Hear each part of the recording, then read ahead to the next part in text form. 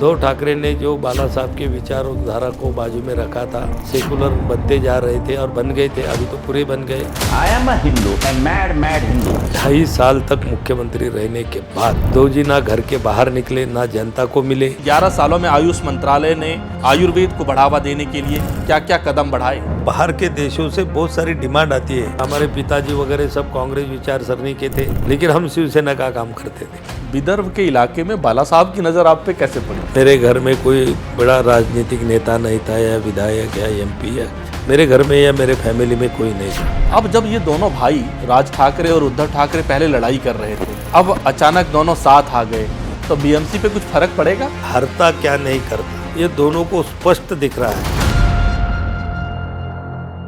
आज हमारे साथ बातचीत करने के लिए केंद्रीय आयुष मंत्री और स्वास्थ्य राज्य मंत्री प्रताप राव जाधव हैं। आपका स्वागत है। धन्यवाद। सर, सबसे पहले आपसे जानना चाहेंगे, क्योंकि आपके पास बहुत बड़ा एक मंत्रालय है आयुष का, जिस पर कहा जाता है ना कि भारत गांवों में बसता है, तो ये पद्धति भारत की अपनी पद्धति है। इस पद्धति को आयुर्वेद को आगे बढ़ावा देने के लिए किस तरीके से मंत्रालय आगे बढ़ रहा है? ये देखिए, आयुष में जो हमारा आयुर्वेदा है, योगा है, ये हमारे देश की प्राचीन चिकित्सा पद्धति है।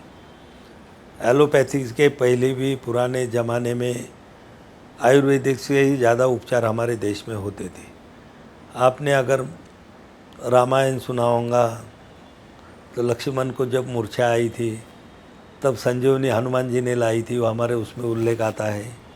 उसके भी पहले अगर देखें तो गणपति का सर महादेव जी से जब काट गया था, तो हाथी का सर्जरी का भी काम पुरातन में हमको देखने को या पढ़ने को, सुनने को वहाँ पर मिलता है। तो आयुर्वेद हमारा बहुत पुराना है, चाहे योगा हो योगा।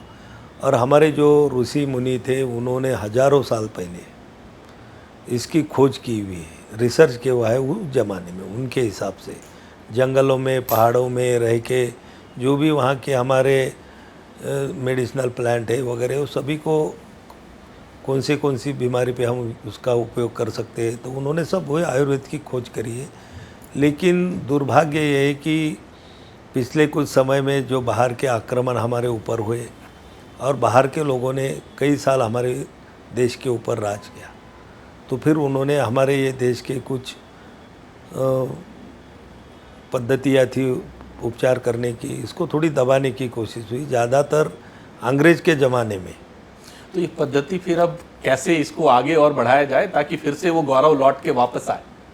यही मैं बता रहा था आपको कि उस टाइम में एलोपैथी को बढ़ावा दिया गया और हमारे आयुर्वेद को दबाने की कोशिश वो लोगों ने की।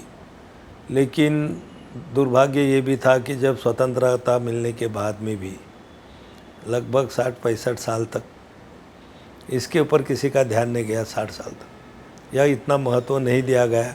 ये हमारा आयुष स्वास्थ्य विभाग के अंदर एक विभाग के नाम से चलता आ रहा था। लेकिन मैं धन्यवाद दूंगा हमारे प्रधानमंत्री आदरणीय नरेंद्र मोदी जी को कि उन्होंने 2014 को हमारे केंद्र सरकार में आयुष मंत्रालय को स्थापित किया, और अभी 11 साल में बहुत अच्छा काम हमारे आयुष मंत्रालय ने किया।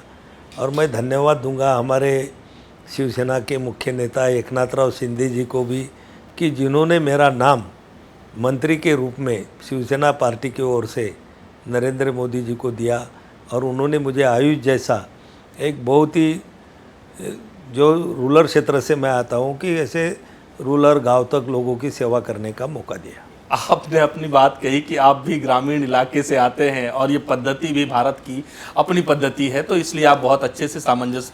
आप ये बताएं कि क्या कुछ किया है पिछले 11 सालों में? अगर इस मंत्रालय की बात करेंगे तो 11 सालों में आयुष मंत्रालय ने आयुर्वेद को बढ़ावा देने के लिए क्या क्या कदम बढ़ाए? ये देखिए, पिछले 2014 में मंत्रालय स्थापित हुआ। 2015 में यूनेस्को में प्रधानमंत्री ने योगा ये पूरे दुनिया में के लोगों को तक जाना चाहिए, क्योंकि योग हमारा है, तो उन्होंने यूनेस्को में प्रस्ताव पारित कर लिया कि 21 जून को पूरे जागतिक योग दिन मनाया जाएगा। और जब से अभी तक 190 से ज़्यादा देशों में 21 जून को योगा डे के रूप में मनाया जाता है, और बाहर के लोग भी हर रोज़ योगा कर रहे हैं। ये तो होगा योगा के बारे में। उसके बारे में हमारे आयुर्वेद का भी प्रचार, आयुर्वेद तो हमारे भारत का है, लेकिन सिर्फ भारत में ही उसका प्रचार प्रसार नहीं, तो दुनिया के सभी देशों में भी हमारा आयुर्वेद जाना चाहिए। तो ये मंत्रालय के माध्यम से लगभग हमने 25 देशों के साथ में हमारा MOU साइन हुआ है कि वहाँ पर हमारा आयुष का काम चले। उसके बाद में लगभग 52 ऐसे हमारे संस्था ने जो है आयुर्वेदा योगा की, उनका भी साथ में 52वें ठिकान पे उनके भी MOU हो चुके हैं। लगभग 15 कंट्री में हमारी आयुष चेयर भी चलती है। तो आयुष का प्रचार और प्रसार हमारे पूरे देश में और देश के बाहर भी चल रहा है। हमारे प्रधानमंत्री ने एक बार मन की बात में भी कहा था कि हर घर योग, हर घर आयुर्वेद, और निश्चित रूप से उसी दिशा में हमारा मंत्रालय और मंत्री के नाते हम लोग काम कर रहे हैं और आयुर्वेद को सभी जनमानस तक पहुंचाने की कोशिश हम कर रहे हैं। जब आप ये बात करते हैं कि आयुर्वेद को सब हर घर तक पहुंचाना है, वहीं कुछ ऐसी भी बातें सामने आती हैं कि कुछ लोग विरोध करते हैं, खासकर मुस्लिम समाज के लोग में कुछ ऐसा तबका है जो योग का विरोध करता है, योगासन का विरोध करता है। तब कैसा लगता है, पहला सवाल, और उसके बाद मंत्रालय उसको समझाने की कैसे कोशिश करता है? ये देखिए, योग जो है वो हमारा प्रिवेंटिव है। कोई बीमारी ना हो इसलिए योग किया जाता है, और किसी को अगर दुर्भाग्य से कोई बीमारी होती है तो वो बीमारी को दुरुस्त करने के लिए भी योगा है। तो इसीलिए मैं हर बार कहता रहता हूँ कि बीमारी के पहले भी, बीमारी के बाद में भी हमारा योगा लोगों में काम आता है। जो आपने कुछ समाज के बारे में बात की है, ऐसा नहीं है। मैंने बहुत सारे मुस्लिम समाज के भी लोग देते हैं कि अपनी सेहत को तंदुरुस्त रखने के लिए अगर कोई बीमारी है तो उसको दुरुस्त करने के लिए भी योगा वो लोग भी करते हैं। और अभी तो हमारे प्रधानमंत्री के निर्देशानुसार हमने योगा को इंटीग्रेटेड कर दिया। आज हमारे एम्स जैसे जितने भी हमारी बड़ी एलोपैथी की हॉस्पिटल हमारे है, ग्लोबल हॉस्पिटल जिसे बोला जाता है, अब उसको भी इंटीग्रेटेड योगा, आयुर्वेदा, आयुष विभाग उसमें खोला गया है। बहुत सारे जो रूरल एरिया में भी हमारी PSC होंगी, CSC और डिस्ट्रिक्ट हॉस्पिटल, उसमें भी हमने योग का विभाग खोलना शुरू कर दिए हैं। बहुत सारे जगह पे खुल भी गए हैं। तो लोगों को इंटीग्रेटेड आयुष में उपचार करना चाहते हैं तो आयुष के भी उपचार हो और एलोपैथी के भी उपचार हो। हम कभी ऐसा एक दूसरे को आमने सामने नहीं समझते। जहाँ एलोपैथी लोगों को चाहते हैं तो एलोपैथी से करो, जहाँ योगा या आयुर्वेद या आयुष से अच्छे उपचार हो सकते हैं तो उससे करो। तो सभी समाजों में इसके लोग अपनाने लगे। वैसे तो आयुर्वेद की स्वीकार्यता हर घर में है, लेकिन एक चीज़ है, इसको प्राथमिकता नहीं मिल पाती। अगर आप देखें तो लोग आयुर्वेद में तब आता है जब बिल्कुल आखिर में आ जाता है। इसको प्राथमिकता कैसे दी जाए? मतलब लोग सबसे पहले कुछ भी हो तो आयुर्वेद की तरफ जाए, ये ना कि सब कहीं नहीं इलाज हुआ तब आयुर्वेद में आए। बिल्कुल, आपने बहुत सही बात कही। देखिए, आज का ज़माना जो है वो इंस्टेंट का ज़माना है। लोग चाहते हैं कि कोई बीमारी डिटेक्ट हो कि तुरंत मुझे रिलीफ मिले, और वो जो दवाइयाँ है या वो जो उपचार है तो वो एलोपैथी में इंस्टेंट के उपचार है। एलोपैथी में भी सभी बीमारियों के ऊपर दवाइयाँ है, उपचार भी है, लेकिन थोड़ा उसमें रिज़ल्ट आने में थोड़ा देरी लगती है। लेकिन जब बहुत सारे पेशेंट मैंने ऐसे देखे कि जैसे कि किसको बीमारी अगर डिटेक्ट होती है तो पहले वो दुरुस्त करने के लिए एलोपैथी की तरफ जाते हैं, लेकिन जब एलोपैथी के इलाज ख़त्म होते हैं तो फिर लोग आयुर्वेद के तरफ लोग आते हैं। ये भी मैंने देखे। सब कहा जाए शॉर्ट में तो 3rd और 4th स्टेज के पेशेंट आयुर्वेदा के तरफ ज़्यादा आते, और ऐसे पेशेंट को भी दुरुस्त करने का काम हमारे आयुर्वेदिक दवाओं ने किया है। तो अभी आयुर्वेद का इसमें लोग जो बोलते प्राथमिकता देनी चाहिए, तो उसका निश्चित प्रचार प्रसार हम कर रहे हैं कि भाई आयुर्वेद से भी उपचार किए तो आप लोग ठीक हो सकते हैं। और अभी हम धीरे धीरे देख रहे हैं कि अभी बहुत हेल्थ कॉन्शियस वाले लोग हो गए और लोगों का आयुर्वेद के ऊपर विश्वास भी बढ़ता जा रहा है। आपने कोरोना काल देखा होगा, जिस टाइम में एलोपैथी में कोई दवा कोरोना के पास नहीं थी, बहुत बड़ी महामारी थी, तब सभी लोगों ने अपने अपने घर में किसने काढ़े बनाए, गिलोय हो, ये हो, ऐसे की इम्यूनिटी बढ़ाने की सभी दवाएं तो आयुर्वेद में ही थी। और उसमें टाइम में तो आयुर्वेद का हर घर में उपयोग किया गया। ऑफिस में भी हम जाते थे तो तुम लोग हमको काढ़े पिलाते थे, ऑफिस में गए तो चाय वाय कोई नहीं बोलता था। बिल्कुल। कोरोना काल में जिस तरीके से प्रतिष्ठा आयुर्वेद ने अपनी वापस पाई है, तो उसी में क्या आपको लगता है युवाओं को इसमें थोड़ा और प्रेरित करना चाहिए, या कुछ मंत्रालय को ऐसा करना चाहिए ताकि युवा वर्ग जो कि मोबाइल में सब कुछ ढूंढता है, उसे आयुर्वेद और कोई छोटी मोटी बीमारी भी वहीं दिख जाए? बिल्कुल, इसके लिए भी हमारा आयुष विभाग बहुत काम कर रहा है। अभी हमने एआई का भी इस्तेमाल हमारे आयुष में हम कर रहे हैं। और तुमने जो बोला युवाओं के लिए कि हमने एक योग संगम, ऐसे बहुत सारे पोर्टल हमने उसमें निकाले हुए। हम युवाओं को इसके साथ जोड़ना चाहते हैं। आपने देखा होगा अभी जो 21 जून को योगा डे हो गया, उसमें ज़्यादातर सभी स्कूलों में उसको कराया गया, करोड़ों की संख्या में लोगों ने किया। अभी मैं आंध्र में गया था, विशाखापट्टनम में, तो शेड्यूल ट्राइब के लगभग 23,000 बच्चों ने एक साथ एक जगह पे पूरे सूर्य नमस्कार किए 15 मिनट में 12 सूर्य नमस्कार, जो गिनीज बुक ऑफ वर्ल्ड का रिकॉर्ड वहाँ पर उन्होंने बना। योगा में भी विशाखापट्टनम में प्रधानमंत्री के नेतृत्व में वहाँ 3 लाख के ऊपर ज़्यादा लोग, युवा भी उसमें 70% 80% युवा थे। और अभी उसके जाके भी हमने और खेल मंत्रालय ने प्रयास करके योगा को हमने खेल में शामिल कर दिया। अभी एशियाड में योग आ गया, हम उसको ओलंपिक तक ले जाने की कोशिश कर रहे हैं। अभी जो हमारी नई शिक्षा नीति बनी है उसमें भी हमने योग को प्राधान्य दिया है। अभी सभी सीबीएसई स्कूल के सिलेबस में योग का प्रावधान किया गया है। तो अभी स्कूलों से लेके अगर बचपन से ही योगा शुरू हो जाएगा तो निश्चित रूप से जवान या हमारे जो युवा है वो भी योगा की तरफ अच्छी ज़्यादा अभी भी है करेंगे। और उसके बाद में उसको पॉपुलर करने के लिए हमने योगा के पैकेज बनाए, क्योंकि योगा में आसन बहुत है, अब सभी लोग इतना करना नहीं चाहते।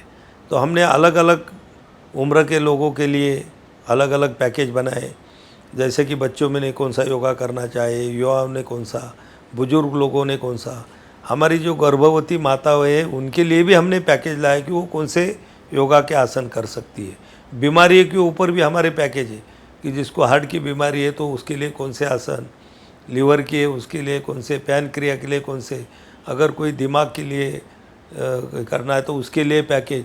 और जो तुम्हारे जैसे कारपोरेट लोग हैं, हमारे ऑफिस में काम करने वाले हमारे कर्मचारी लोग हैं, उनको भी वाई ब्रेक नाम का एक हमने पैकेज लाया हुआ है कि वो जब 1 से 2 बजे का उनका लंच ब्रेक होता है तो वो कुर्सी पर बैठ के भी एक 5-10 मिनट के आसन कर सकता है, और जो दिन भर की थकान होती है बैठ कर, तो उससे मुक्ति पा सकता है। ये 2047 का जो भारत का लक्ष्य है कि विकसित भारत का लक्ष्य, उसमें आयुष मंत्रालय पूरे भारत को स्वस्थ रखने में भूमिका निभाएगा। ये देखो, हमारा लक्ष्य और हमारे प्रधानमंत्री का भी वो लक्ष्य है कि अगर हमको 2047 के पहले हमको विकसित भारत बनना है तो उसमें सबसे कि हमारे भारत के सभी लोगों का स्वास्थ्य ठीक रहना चाहिए। अगर स्वस्थ भारत होगा तो विकसित होने में देर नहीं लगेगी। और सिर्फ हम स्वास्थ्य में ही काम नहीं कर रहे, तो हमारी देश के इकोनॉमी में भी हमारा हाथ कैसा लगेगा उसमें भी हमारा काम कर रहे हैं। अभी जो भी हमारा रॉ मटेरियल एक्सपोर्ट होता है, आयुर्वेदिक दवाइयाँ एक्सपोर्ट होती है, उसमें 2014 के पहले जो स्थिति थी उसमें कई गुना बढ़ोतरी अभी हुई है। और बाहर के कंट्री के लोग भी आयुर्वेदिक दवाइयाँ हो या आयुर्वेदिक उपचार हो, योगा हो, उसको अपनाने लगे हैं। उसमें से बच्चों की प्लेसमेंट भी होने लगी है। अभी हमने योगा सर्टिफिकेट कोर्स, योगा के भी हमने कोर्सेज चालू करे हैं। तो बाहर के देशों से बहुत सारी डिमांड आती है कि हमारे इधर योग सिखाने के लिए हमको टीचर चाहिए, योग गुरु चाहिए। तो ये सब लोग हम यहाँ से हम दे रहे हैं वो लोगों को। तो सभी तरह से देश की इकोनॉमी में भी हमारा योगदान हम दे रहे हैं, और देश के लोगों का स्वास्थ्य अच्छा रखने में भी हम हमारे आयुष विभाग का योगदान जरूर वहाँ पर दे रहे हैं। पूरे देश की आपने बात की, अपने देश भर में आप आयुर्वेद और योग को बढ़ावा दे रहे हैं। बुल्ढाना से का क्या हाल है, वहाँ पर आयुर्वेद का क्या हाल है, और वहाँ पर कितना कुछ बदलाव आप ये देखिए, पिछले 1 साल में बुल्ढाना में 3 आयुर्वेदिक महाविद्यालय वहाँ शुरू हुए एक ही साल में। उसके पहले भी थे लगभग मेरे डिस्ट्रिक्ट में ही, अभी मुझे पक्का तो नहीं लेकिन 7 से 8 आयुर्वेदिक महाविद्यालय अभी भी एग्जिस्टिंग हमारे बुल्ढाना डिस्ट्रिक्ट में चालू है।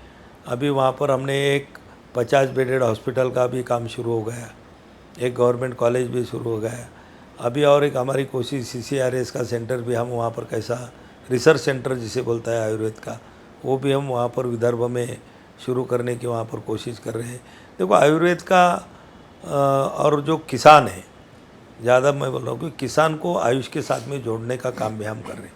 जो भी हमारे मेडिसिनल प्लांट है कि किसान भाई हमारे उनके खेती में उसको पैदा करें, उनको अच्छा मार्केट दे।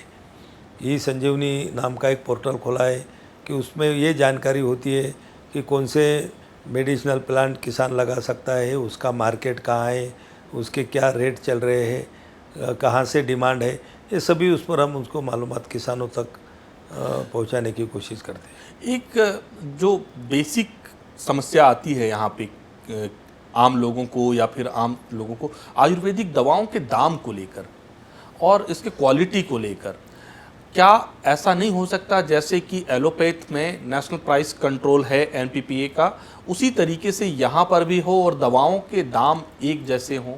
नहीं, ये देखिए, ये जो लोग अपप्रचार करते हैं आयुर्वेद की दवाओं के बारे में, ऐसे दाम ज़्यादा नहीं है। लेकिन कुछ दवा है कि उनका रॉ मटेरियल महंगा होता है, उनको बनाने के लिए बहुत सारी मेहनत लगती है, कॉस्टिंग प्राइस बढ़ती है। और ये मैं भी कबूल करूँगा कि जो मार्केटिंग सिस्टम है जो एलोपैथी में है, उतनी सुदृढ़ मार्केटिंग सिस्टम हमारे आयुर्वेद में या आयुष में नहीं है। इसीलिए हमने ये शुरू कर दिया है कि आयुष औषधि केंद्र, आप भी देखते होंगे कि आयुर्वेद की जो हमारे मॉडर्न मेडिकल स्टोर हैं, वहाँ पर तो कुछ आयुर्वेद की दवाई मिलती है, लेकिन वो कौन सी है, काउंटर सेल वाली, टेबल सेल। डॉक्टर के पास जाके पर्ची लिख के लाने की उसको ज़रूरत नहीं है। लेकिन सभी तरह की ब्रांडेड आयुर्वेद की दवाई है, आयुर्वेद की जड़ी बूटी है, तो ये लोगों को मिलना चाहिए। तो सभी जगह आयुष औषधि केंद्र खोलने का भी प्रयास हमारा मंत्रालय कर रहा है कि जिससे लोगों को दिखे कि भी आयुर्वेद की सभी दवाई यहाँ मिलती है, और उसके लिए भी हमारा प्रयास है। और आयुर्वेद की दवाइयाँ भी, जब हमने आयुष औषधि केंद्र का प्रपोजल, हमारे जो स्टेक होल्डर हैं, कंपनियाँ वाले लोग हैं, उनके हमने कहा, वो बोले साहब अगर ऐसी मार्केटिंग व्यवस्था होंगी तो हम 50-60% का डिस्काउंट जैसा जन औषधि केंद्र में मिलता है, तो ये दवाई के ऊपर भी, जैसे कि डायरेक्ट कंपनी से दवाई अगर वहाँ तक जाने लगी तो बीच में का जो खर्चा उनका कम होता है, तो हम ग्राहकों को आयुर्वेद की दवा 50 से 60% डिस्काउंट तक भी हम ज़रूर देंगे। प्राइसिंग की बात तो हो गई, अब हम आपके कुछ राजनीतिक और आपके बारे में जानना चाहेंगे। लोग, देश की जनता जो पूरे देश के स्वास्थ्य की बात कर रहे हैं, प्रताप राव जाधव साहब रूरल इलाके से आते हैं, शुरुआत उनकी किस तरीके से हुई, कैसे वो राजनीति में आए?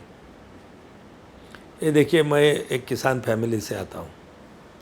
मेरे घर में कोई बड़ा राजनीतिक नेता नहीं था, या विधायक या MP, या मेरे घर में या मेरे फैमिली में कोई नहीं था। मैं कॉलेज में था, जब से ही मुझे मेरा जो सराउंडिंग था कि मैं खेल कूद में भी ज़्यादा था, कबड्डी वगैरह, क्रिकेट वगैरह हम खेलते थे, तो हमारा ग्रुप बड़ा था। जब कॉलेज के चुनाव चलते थे तो फिर हमने भी हमारा पैनल वहाँ पर लड़ाते थे और हम जीत के भी आते थे। लेकिन जब हम कॉलेज से बाहर आए 80-81 में, उसके बाद में मैंने बिजनेस शुरू किया और लोगों के सामाजिक काम करना जो मेरे स्वभाव में ही था कि लोगों को मदद करना, लोगों को काम करना, ज़्यादातर किसान लोगों से ज़्यादा। तो फिर बाला साहब के भाषण हम सुनते थे। उनका एक पाक्षिक रहता था मार्मिक नाम का, वो भी हम खरीद कर लाते थे कहाँ से भी, पुराने नए, और उनके विचार, उनके आग्रह लेख हम पढ़ते थे। उससे प्रभावित होकर हमने शिवसेना संगठन में काम करना शुरू कर दिया लगभग 86-87 से। विदर्भ के इलाके में बाला साहब की नज़र आप पे कैसे पड़ी? वही बोल रहा हूँ मैं कि 86-87 में हमने काम शुरू किया।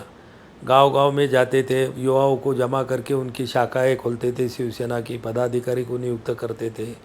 तब शिवसेना कोई पॉलिटिकल पार्टी नहीं थी, शिवसेना एक हिंदुत्ववादी संगठन था। और हमारा नारा ही रहता था बाला साहब का, गर्व से कहो हम हिंदू हैं। वो लेके हम लोगों तक युवा तक जाते थे और लोग युवा भी भारी संख्या में जुड़ जाते थे।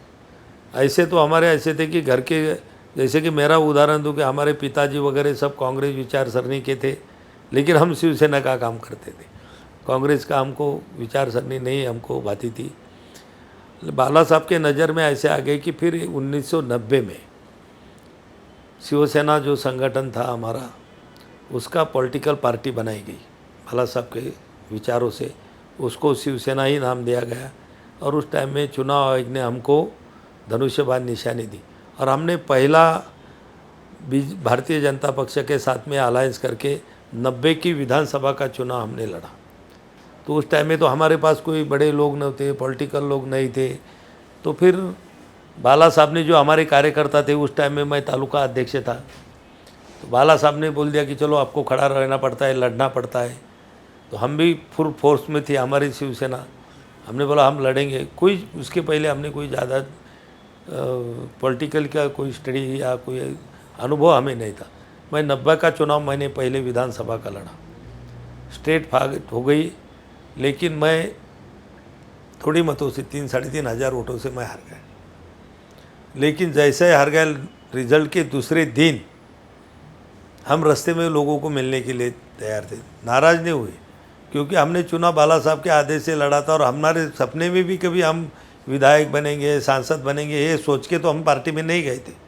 हम तो हिंदुत्ववादी विचारों को लेकर, उसका अट्रैक्शन देखकर हम उसमें शामिल हुए थे।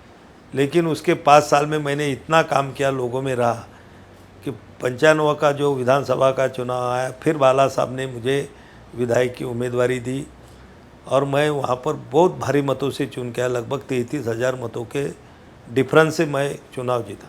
और मेरे चुनाव का खर्चा 50-60 हज़ार रुपये का खर्चा था। जब इतने शिवसैनिक हमारे डिवोटर थे कि सभी खुद के पैसों से घर की रोटी बन के दिन भर गांव घर लोगों के पैर पड़ते थे और वोट मांगते थे। तो ये ऐसी मेरी शुरुआत है। मेरे घर में कोई राजनीतिक ये नहीं था कि कोई बड़ा नेता नहीं था। आप बाला साहब के आदर्शों पे चलते रहे, उसके बाद अचानक बाला साहब के जाने के बाद पार्टी में 2 मत हो गया। आपने दूसरे धड़े के साथ देना मुनासिब समझा, जबकि विरासत उद्धव ठाकरे को मिला था। तो क्या कुछ लगा था अचानक उस समय, क्या कुछ रहा आपके मन में? नहीं, ये देखो, तुम्हारे प्रश्न में जो 2 शब्द निकले, दूसरा धड़ा और विरासत, ये देखिए विरासत में क्या मिलता है। जो हमारे पिताजी जो भी कमाते हैं, जो भी प्रॉपर्टी करते हैं, तो विरासत से बेटे को मिलती है। पार्टी तो कोई विरासत में नहीं मिल सकती। हमारे देश में लोकशाही है और विचारधारा की पार्टी होती है। जो वो विचारों की विरासत आगे ले जाना चाहता है, उसको पार्टी या पक्ष मिलना चाहिए। तो ये उद्धव ठाकरे की विरासत नहीं थी। क्यों नहीं थी कि जब 2019 में जब चुनाव हुए तो हम अलायंस में लड़े, लोकसभा भी विधानसभा भी, और महाराष्ट्र की जनता ने पूरा बहुमत हमारे युति को दे दिया था, बीजेपी शिवसेना के। लेकिन जब महाराष्ट्र में ऐसी स्थिति बनी कि बीजेपी के पास बहुमत नहीं था, अकेले के पास शिवसेना और दोनों मिलके लगभग 160 से ज़्यादा विधायक थे, और एनसीपी के पास कुछ विधायक थे, कुछ कांग्रेस के आए थे। तो उद्धव ठाकरे ने खुद को मुख्यमंत्री बनने के लिए, जो हमारी 30 साल से जो हमारी भाजपा के साथ में युति थी, अलायंस था, और वो अलायंस हमारा सिर्फ सत्ता के लिए नहीं था, हमारी विचारधारा एक थी, हिंदुत्व की विचारधारा थी। चाहे शिवसेना हो चाहे बीजेपी हो, हिंदुत्व की विचारधारा से चलने वाली ये 2 पार्टियां मिल के हमने लड़ा था। और लोगों ने, जनता ने मैंडेट भी हिंदुत्व के विचारों को दिया था।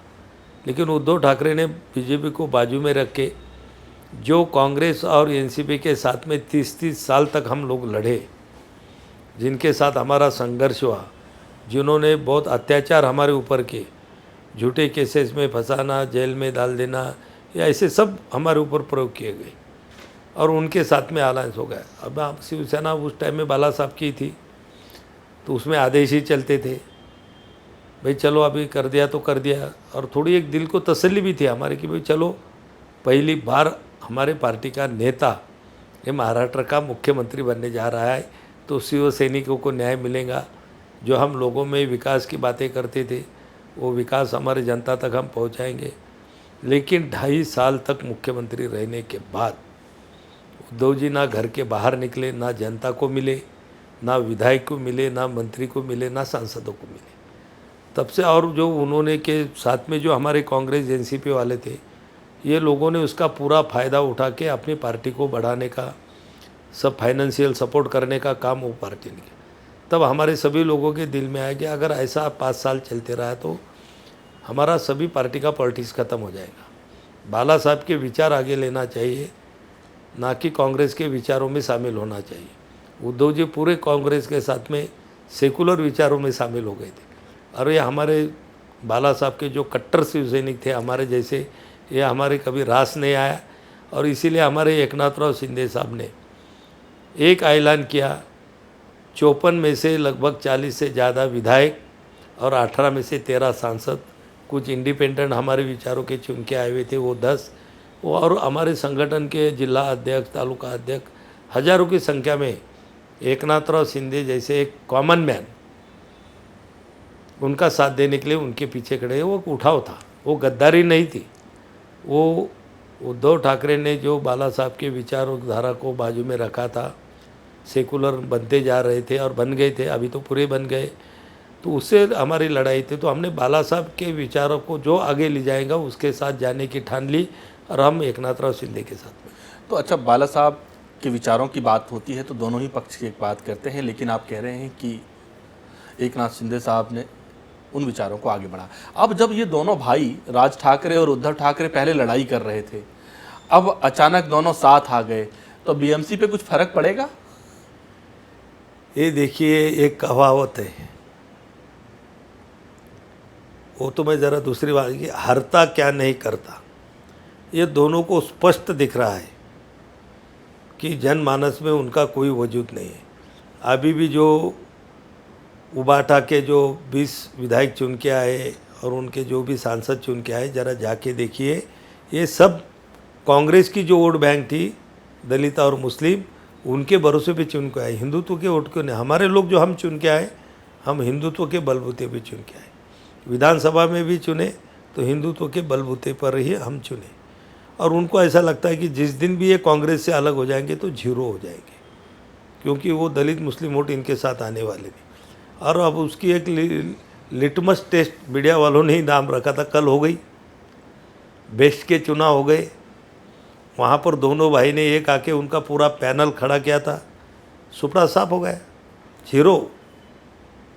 इतना मीडिया वालों ने उछाला कि ये लिटमस टेस्ट है, अब 2 भाई एक आ गए और मुंबई में ऐसा होगा, मराठी आदमी ये करेंगे। उसमें से तो 90% मराठी वोटर, 95%, तो सभी मराठी लोगों ने तो उनको जीरो दे दिए। वो दोनों एक भी आए अलग भी लड़े, तो अभी ये दोनों का भी कुछ ग्राउंड लेवल पे कुछ ज़्यादा ही नहीं। अभी ये इमोशनल इशू को अलग लगे, जैसे मराठी का। अभी देखो, हिंदी कंपलसरी करना, ये जो ठहराव हुआ था, तो उद्धव ठाकरे जी मुख्यमंत्री थे तभी हिंदी को लागू किया जाए प्राथमिक स्कूल से, ये उनके समय का ठहराव है। वो लागू बीजेपी के टाइम फडणवीस साहब के समय में उसको लागू किया गया, लेकिन उन्होंने वो बाइफर्गेशन लोगों में करने के लिए इमोशनल मुद्दा पकड़ के मराठी का मुद्दा के उन्होंने उछाल दिया। वो मराठी मुद्दे की जब बात आती है तो सिर्फ उत्तर भारतीयों के लिए आती है। वहीं नीतीश राणे कह रहे हैं कि अब पूरे इलाके में जो मुस्लिम बाहुल इलाके हैं वहाँ पर भी मराठी की बात ये लोग नहीं करते हैं। तो ये क्या ये लोग जानबूझ के उत्तर भारतीय और दक्षिण भारतीय करने के चक्कर में रहते हैं? बिल्कुल, तुमने जो बात सही कही, राणे भी कहते हैं, वो भी बात सही है कि ये सिर्फ जब उत्तर भारतीय लोग हैं कि वो बीजेपी और शिवसेना के कॉन्क्रीट वोट है और उनके किसी कहने से टूटते नहीं, तो फिर उनके खिलाफ मराठी लोगों को उस्काने का, भड़काने का काम ही कर रहे हैं। ये कोई मुस्लिम इलाके में जाके उनको नहीं कहते कि भाई आप हिंदी या उर्दू मत बोलो, तुम मराठी में बोलो, मराठी सीखो, ये नहीं बोल रहे। वो बोलते कि इधर मराठी कंपलसरी करो, फिर मदरसे में कंपल्सरी मराठी करो, ये शब्द भी उद्धव ठाकरे और संजय राउत ने नहीं बोला। नहीं तो वहाँ क्या ये लोग डर जाते हैं? हाँ नहीं नहीं, ये उनकी वोट बैंक उनको दिख रही है, उनको उनका स्वार्थ उसमें दिखता है, और ये सब पॉलिटिक्स के लिए कर रहे हैं, इसीलिए वो लोगों को नहीं करते। वो लोगों ने उनको वोट दिए हुए, और आगे भी वो लोगों के वोट मिलते रहे करके वो उनको दुखाना नहीं चाहते, और इसीलिए उत्तर भारतीय हो या दूसरे साउथ इंडियन हो, इनके खिलाफ ही ये लोग आंदोलन करते। अच्छा, वापस हम लोग एक बार फिर आयुष मंत्रालय और स्वास्थ्य मंत्रालय की तरफ लौट कर आते हैं। अभी आम आदमी तक आयुर्वेद की दवाएं पहुँचे, आम आदमी तक योग पहुँचे, ताकि स्वस्थ भारत बने, इसके लिए मंत्रालय की कुछ नायाब क्या कुछ इनिशिएटिव लेना चाह रहा है, और कुछ क्या प्रताप राव जाधव एक मंत्री के तौर पर इस मंत्रालय को देना चाहते हैं दिल से? ये देखिए, मैंने पहले भी बोला था कि हमारे मंत्रालय की जो स्कीम है नेशनल आयुष मिशन के माध्यम से हमने रूरल एरिया में अभी तक 12,500 आयुष के आयुष्मान आरोग्य मंदिर हमने खड़े किए। वहाँ पर हमने आयुर्वेदिक आयुष के डॉक्टर दिए, कहाँ जहाँ आयुर्वेद चलता है वहाँ आयुर्वेद डॉक्टर, जहाँ होम्योपैथी चलती है वहाँ होम्योपैथी डॉक्टर, जहाँ यूनानी चलती है वहाँ यूनानी का डॉक्टर, तो ये हमने वहाँ पर देने की कोशिश की। उसके बाद में न्याम के माध्यम से हमने कई जगह पे 10 बेडेड हॉस्पिटल आयुष के, 30 बेडेड और 50 बेडेड की स्कीम निकाली। लगभग 30-40% डिस्ट्रिक्ट में हमारे आयुष के बनकर पूरे हुए हैं, कुछ काम चालू है। अभी हम ये स्कीम बना रहे हैं कि हर डिस्ट्रिक्ट में, डिस्ट्रिक्ट प्लेस से कम एक 50 बेडेड आयुष का हॉस्पिटल सेंट्रल गवर्नमेंट के माध्यम से खड़ा करने की, उनके स्कीम के माध्यम, न्याम के स्कीम के माध्यम से खड़ा करने का प्लान हमने बनाए। हमारे जो इंस्टीट्यूट है उनको हम इम्प्रूवमेंट कर रहे हैं कि जैसा कि मैंने आपको बताया था कि आज हमारी NIA की बैठक थी, नेशनल इंस्टीट्यूट ऑफ आयुर्वेदा। अब उसमें तुम जाके देखो जयपुर में उनकी रोज़ की OPD 3 से 4 हज़ार लोगों की।